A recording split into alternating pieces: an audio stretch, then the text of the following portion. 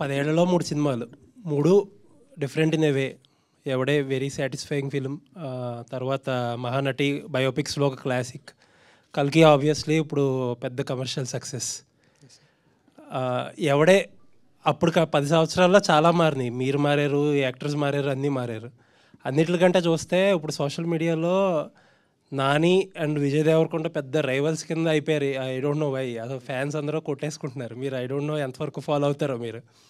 Was it like last time ఎలా ఉండేది, అప్పుడు ఎలా ఉండేది, ఇప్పుడు చేయగలుగుతారు అలాంటి సినిమాలు?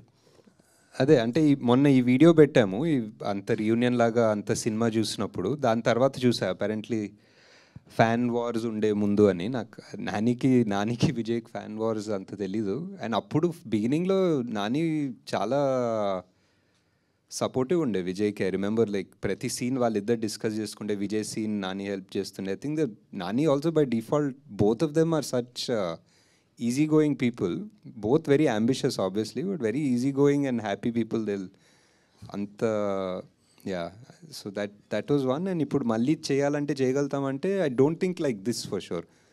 ఇప్పుడున్న మైండ్ సెట్ 3 సినిమాల తర్వాత ఇప్పుడు 4th సినిమా ఎవడేలా తీస్తే I don't know if it will come out like this. Maybe technically it might be better, maybe it might be smoother, but కొన్ని రానెస్ ఉంటాయి, అది వస్తుందో లేదో తెలీదు.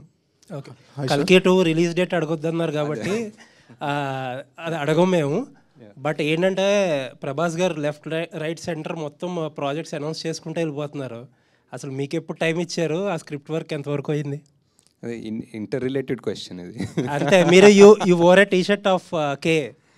అవును, తప్పదు కాబట్టి అక్కడ చెప్పాలి. వాట్ ఇస్ ప్రాజెక్ట్ కే దగ్గరే ఉన్నాను. ఇంకా వాట్ ఇస్ K2కి వెళ్దాం. ఇంకా K2 టైం ఉంది సార్, ఇంకా ఫిగర్ అవుట్ చేస్తారు.